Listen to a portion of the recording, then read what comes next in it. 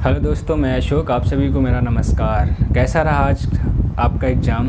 बहुत ही एक्साइटेड थे हम लोग एग्ज़ाम के लिए कि कैसा पेपर आएगा और कैसा नहीं आएगा। तो कुल मिला के फाइनली अगर पेपर के एनालिसिस की बात की जाए तो मैथ्स की बात करें, क्योंकि हम लोगों ने इस चैनल पे सिर्फ और सिर्फ मैथ्स की ही बातें की हैं, तो मैं आज भी इस वीडियो में आपसे सिर्फ मैथ्स के एनालिसिस की बात कर रहा हूँ। देखिए, मैथ्स के एनालिसिस अगर पेट के एग्जाम की बात की जाए तो दो सिनारियो में हो पाएगी। पहला तो अर्थमेटिक पोर्शन था, दूसरा क्या था हमारा bar graph, pie chart, line graph और टैबुलेशन से रिलेटेड क्वेश्चन। ठीक है, तो दूसरे पार्ट में ऐसा कुछ नहीं था जो आपको एग्जाम में पहले से ही एकदम प्रिडिक्टेड था कि 20 नंबर के टॉपिक थे। ये कोई मान के जैसे मैथ्स में था कि हाँ 8-10 चैप्टर्स हो गए, ये 4 टॉपिक थे जिनसे 20 नंबर के क्वेश्चंस आने थे, वो एग्जाम में आए। ठीक, और यहाँ पे जो एक चीज़ सुनने में आई, बहुत सारे बच्चों से बात हुई, बहुत सारे बच्चों का रिव्यू लिया मैंने, तो एक बात समझ में आई कि टैबुलेशन का कोई क्वेश्चन था जिसमें हिस्ट्री ज्योग्राफी से रिलेटेड कोई क्वेश्चन था, तो वो क्वेश्चन में थोड़ा सा लोगों को समस्या आई, कैलकुलेशन लेंदी था या स्टेटमेंट समझ में नहीं आया। फिर आप कंपटीशन एग्ज़ाम देने गए हैं तो एक आध क्वेश्चन तो ऐसा मिलेगा ही मिलेगा जो आपको थोड़ा सा मुश्किल में डाले।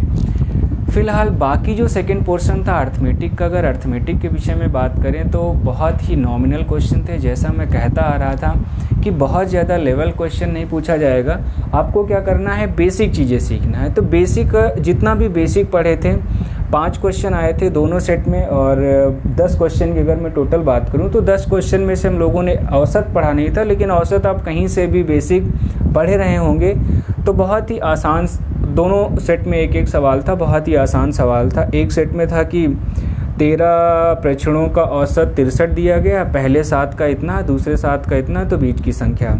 एक में था कि आपको कुछ लोगों की औसत आयु दी गई, उसमें उनका कप्तान भी शामिल कर दिया जाता, तो औसत आयु 20% बढ़ जाती। ठीक है, तो ये 2 क्वेश्चन थे जो बहुत ही आसान क्वेश्चन थे, कहीं से भी पढ़ा हुआ होगा आपने तो ज़रूर इन क्वेश्चंस को सॉल्व कर पाए होंगे। ठीक है, बाकी जितना भी क्वेश्चंस था, चाहे वो घातांक करने से रिलेटेड क्वेश्चन आया हो, चाहे सिंप्लीफिकेशन का ए क्यूब प्लस बी क्यूब वाला एक सवाल था जिसमें 885 गुणे 885 समथिंग दिया था, तो कुल मिला के ऐसा कोई सवाल नहीं था। बाकी 8 नंबर की बात करें जो हम लोगों ने नहीं पढ़ा था, ये मान के चलिए कि इस चैनल पे जितना भी मैथ्स का कंटेंट हम लोगों ने सीखा वो बहुत ही शॉर्ट था, बहुत ही कम समय में तैयार किए थे और सिलेक्टेड कंटेंट था और सारे क्वेश्चन फंसे हैं। अगर आप इस चैनल पे नए हैं और प्रतियोगी परीक्षाओं की तैयारी कर रहे हैं तो चैनल को ज़रूर सब्सक्राइब कर लें और अपने फ्रेंड सर्कल में ज़रूर शेयर कर दें। ठीक है, तो कुल मिला के पेपर देखने के बाद मुझे ये लगा कि हाँ बहुत सारे लोगों का अच्छा पेपर गया, लेकिन कुछ बच्चों का जो फर्स्ट टाइम एग्ज़ाम दे रहे थे तैयारी अच्छी नहीं हो पाई थी, एक्सपीरियंस नहीं था कि किस सेक्शन को पहले अटेम्प्ट करना है, मैथ्स को पहले करना है या रीजनिंग को पहले करना है, या हमें पेपर की शुरुआत कहाँ से करनी है। तो जिन भी लोगों का पेपर बढ़िया हुआ है उन सभी के लिए मेरी शुभकामनाएँ अगले एग्ज़ाम के लिए।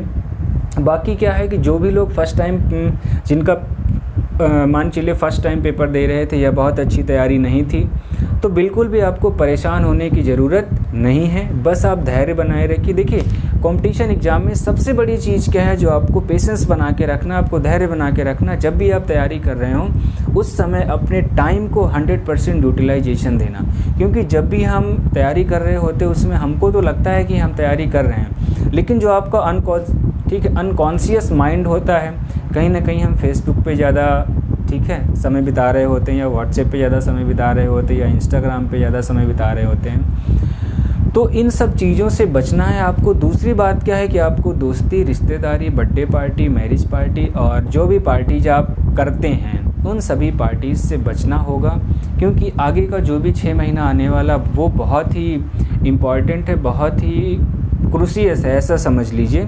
क्योंकि बहुत सारे एग्ज़ाम्स लगे हुए हैं, एसएससी जीडी का एग्ज़ाम लगा हुआ, अगर आप टीचर वैकेंसी से रिलेटेड हैं, टेट और सीटेट का भी एग्ज़ाम्स आने वाले हैं, और यूपीएसआई का भी एग्ज़ाम लगा, और सुनने में ये भी आ रहा है कि बहुत ही जल्द यूपी पुलिस की भी वैकेंसी आएगी, लेकिन ऐसा कोई ऑफिशियल नहीं है। लेकिन वैकेंसी आ जाएगी तब आप तैयारी करना स्टार्ट करेंगे तो फिर आप बहुत सारे लोगों से बहुत पीछे रह जाएंगे। इसीलिए क्या है कि पहले से आपको तैयारी करके रखना है, सारी चीज़ें वेल मेंटेन करके रखना है। जैसे ही फॉर्म आएगा फिर आपको रिवीजन मोड पे आ जाना है, क्योंकि अल्टीमेटली जो कंपटीशन का सीक्रेट है वो सारा सब कुछ मिला के रिवीजन ही है। कितना अच्छे से आप रिवाइज कर पाते हैं कंटेंट को और कितनी स्पीड आपकी, एक्यूरेसी है ना, क्योंकि माइनस मार्किंग भी थी आज के पेपर में, तो बहुत सारे बच्चों के क्वेश्चंस भी गलत हुए हैं। तो आपको निराश होने की ज़रूरत नहीं, बिल्कुल हम लोग यहाँ पे नए सिरे से मैथ्स एकदम सीखेंगे।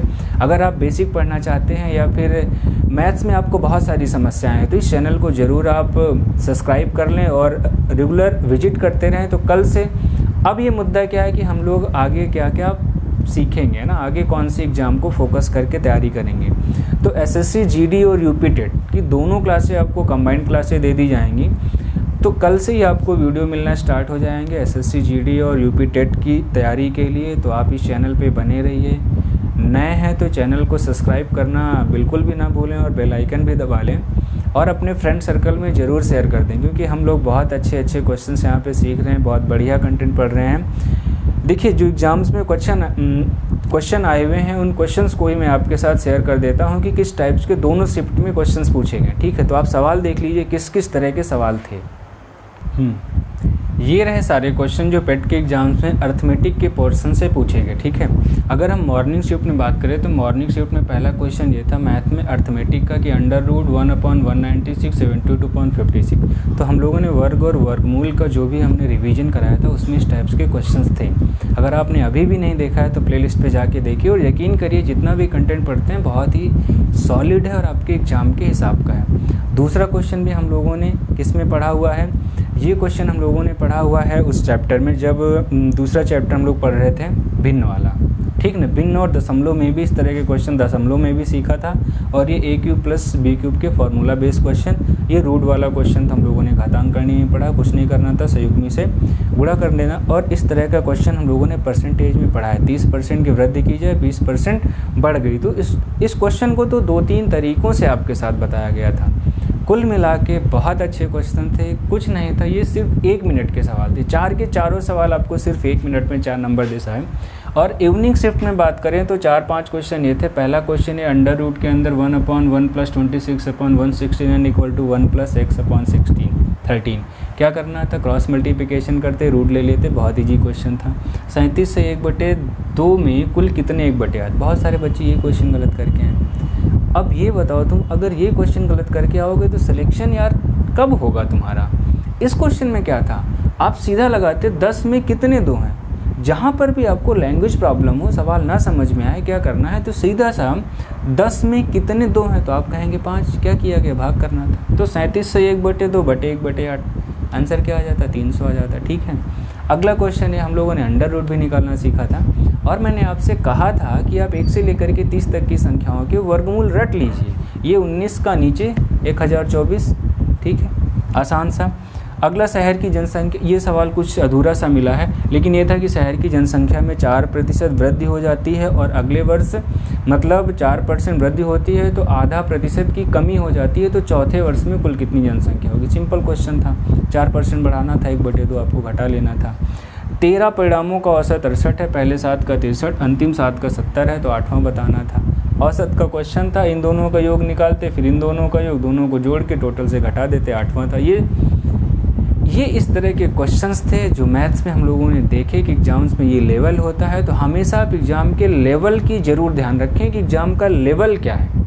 ठीक है, तो आप सभी लोगों से विनम्र निवेदन है कि आप कमेंट बॉक्स में ज़रूर बताएं कि आपका एग्ज़ाम का पेपर कैसा रहा और आगे कौन से एग्ज़ाम को फोकस करके हम लोग यहाँ पे तैयारी करें। वैसे एसएससी जीडी और यूपी टेट के विषय में जो मैंने विचार किया है कि इन 2 एग्ज़ाम्स के विषय का जो भी कंटेंट है, लास्ट ईयर के क्वेश्चन पेपर या ट्रिक्स एंड कॉन्सेप्ट या बहुत सारी चीज़ें अभी भी हम लोगों ने नहीं पढ़ी हैं, प्रॉफिट लॉस या ESI, इन सब चैप्टर्स के विषय में धीरे धीरे आपसे बात होती रहेगी। ठीक है, अगर आप चैनल पे नए हैं तो चैनल को शेयर करें, लाइक करें, सब्सक्राइब भी कर दें। और बाकी क्या है कि एक बात और कहना था, मेरे मन में एक बात थी, बहुत सारे लोग होते हैं छोटी छोटी बातों से बहुत घबरा जाते हैं। अगर आपको कोई भी इंसान कुछ कह देता है, अगर आपको वो बुरा लग जाता है, इसका मतलब ये है कि आप उस इंसान से बहुत ज़्यादा उम्मीदें रखते हैं। अगर आपने आपके अनुसार नहीं किया तो फिर आपको बुरा लगेगा। ठीक है, तो जब भी छोटी छोटी बातें आएँ तो इन छोटी छोटी बातों से बचना है, इन सभी बातों को इग्नोर करके ही आपको सिलेक्शन लेना है। तो इन सभी बातों से कभी भी घबराना नहीं है। ठीक है, और ये मेरा स्पेशली बहुत सारे लोगों के लिए है जब कभी भी हम आपस में कुछ भी बात कर रहे होते हैं, 1 to 1 कन्वर्सेशन होता है, कुछ बातें आप कहते हैं, कुछ कोई और कहता है, उसी में कुछ जो मन के भाव रहते हैं उनकी वजह से निराश हो जाते हैं, समय बर्बाद करते हैं। तो आपको बिल्कुल भी समय बर्बाद नहीं करना है और एग्ज़ाम्स के लिए डट के तैयारी करते रहिए और हम सब लोग यहाँ पे पढ़ते रहेंगे। Wish you all the best, good luck. मेरी शुभकामनाएं आप सभी के साथ। Good night. कमेंट बॉक्स में ज़रूर बताएं कि आज का आपका एग्ज़ाम कैसा था। Thank you.